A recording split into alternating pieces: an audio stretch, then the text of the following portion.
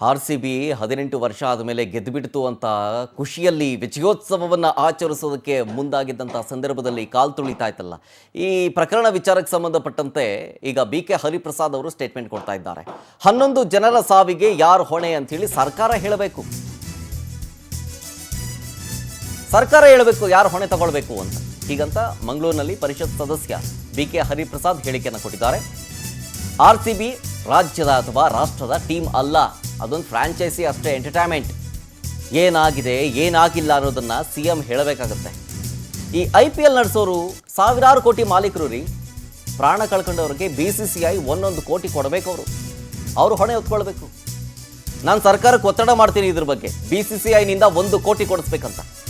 ಹೊರಗಡೆ ಸಾವಾದಾಗ ಒಳಗಡೆ ಸೆಲೆಬ್ರೇಷನ್ ಮಾಡ್ತಾರೆ. ಅವರು ನಿಲ್ಲಿಸಬೇಕಾಗಿತ್ತು ಸರ್. ಹೈಕೋರ್ಟ್ಗೆ ಎಲ್ಲ ಸುಮೋಟೋ ಕೇಸ್ ಮಾಡುವ ಹಕ್ಕಿದೆ. ಹೀಗಂತ ಮಂಗಳೂರಿನಲ್ಲಿ ಪರಿಷತ್ ಸದಸ್ಯ BK ಹರಿಪ್ರಸಾದ್ ಸ್ಟೇಟ್ಮೆಂಟ್ ಕೊಟ್ಟಿದ್ದಾರೆ.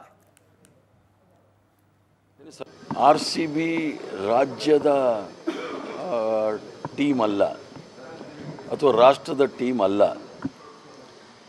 ಯಾವುದೋ ಒಂದು ಎಮೋಷನ್ಸಲ್ಲಿ, ಅಂದರೆ ಹರ್ಷೋದ್ಗಾರದಲ್ಲಿ ವಿಜಯೋತ್ಸವ ಮಾಡೋ ಸಂದರ್ಭದಲ್ಲಿ ಘಟನೆ ನಡೆದಿದೆ, ಆಗಬಾರ್ದಾಗಿತ್ತು. ಏನಾಗಿದೆ ಏನಾಗಿಲ್ಲ ಅನ್ನೋದು ಮುಖ್ಯಮಂತ್ರಿಗಳು ಹೇಳಬೇಕಾಗುತ್ತೆ. ನಾನು ಹೇಳೋದು ತಪ್ಪು, ನಾನು ಇರಲಿಲ್ಲ ಊರಲ್ಲಿ, ರಾತ್ರಿನೇ ಬಂದಿದ್ದು.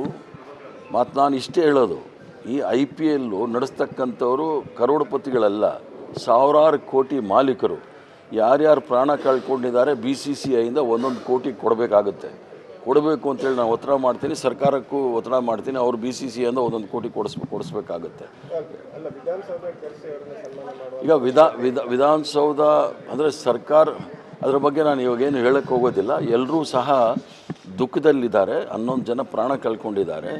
ಆ ಕಳ್ಕೊಂಡವರ ಕುಟುಂಬಕ್ಕೆ ಅವರ ನಷ್ಟವನ್ನು ತಡ್ಕೊಳ್ಳಿಕ್ಕೆ ಭಗವಂತ ಅವ್ರಿಗೆ ಶಕ್ತಿ ಕೊಡಲಿ, ಧೈರ್ಯ ಕೊಡಲಿ ಅಂತೇಳಿ ಪ್ರಾರ್ಥನೆ ಮಾಡಿ BCCI ಅವರು 1 ಕೋಟಿ ಪ್ರತಿಯೊಬ್ಬರಿಗೂ ಸಹ ಕೊಡಬೇಕು ಅಂತೇಳಿ ನಾನು ಒತ್ತಡ ಮಾಡ್ತೇನೆ.